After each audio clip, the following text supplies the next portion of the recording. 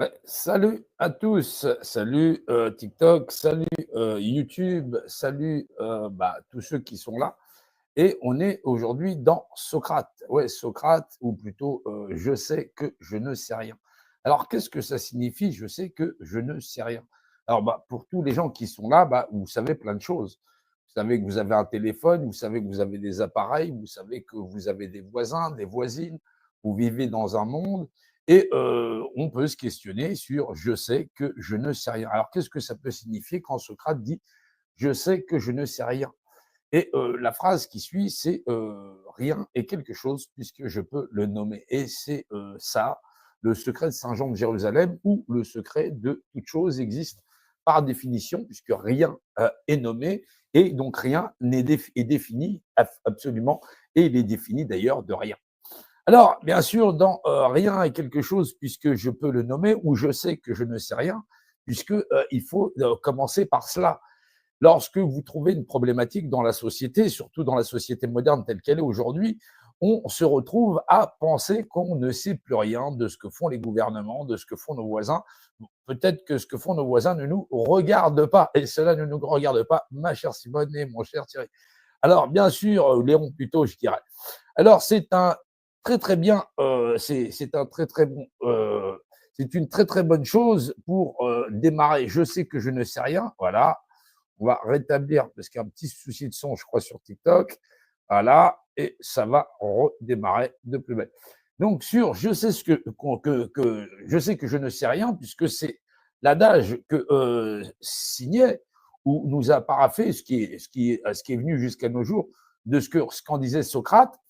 Il est important de se rappeler que Socrate était un philosophe de son époque, de son temps, ou un homme de la pensée, dira-t-on, puisque le terme philosophe viendra plus tard pour effectivement signifier ces penseurs, ou plutôt désigner ce type de penseur. Alors aujourd'hui, qu'est-ce que c'est que la philosophie? Vous avez la philosophie de comptoir, vous avez la philosophie à refaire le monde autour d'un verre, vous avez la philosophie dans les réseaux sociaux. Et oui, réellement, ça n'est pas beau. Ça n'est pas beau du tout. Ça n'est pas beau du tout, surtout lorsqu'on sait qu'on est issu de la langue française. Bah oui, d'où êtes-vous? En quelle langue rêvez-vous? C'est ça qui dit ce que vous êtes. Voilà, parce qu'on dit souvent, peut-être que celui-ci, il est de celui-ci, mais en quelle langue rêvez-vous? Dans quelle langue faites-vous vos rêves? Et là, vous serez peut-être de là où vous venez, ou qui vous êtes réellement.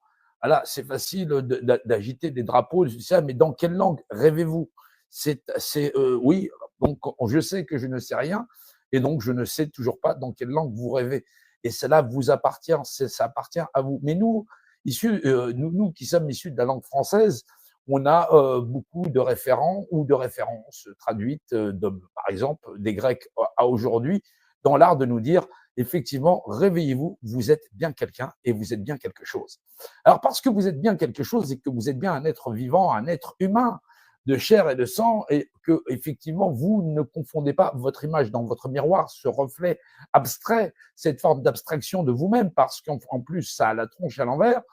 Il faut se rappeler que vous êtes bien un être de chair et de sang, et ce qui vous ressemble le plus est forcément un être vivant, un être non pas d'un reflet issu d'un miroir, mais bien un être de chair et de sang, capable, tout comme vous, de souffrir, d'aimer peut-être, et peut-être effectivement de discuter avec vous.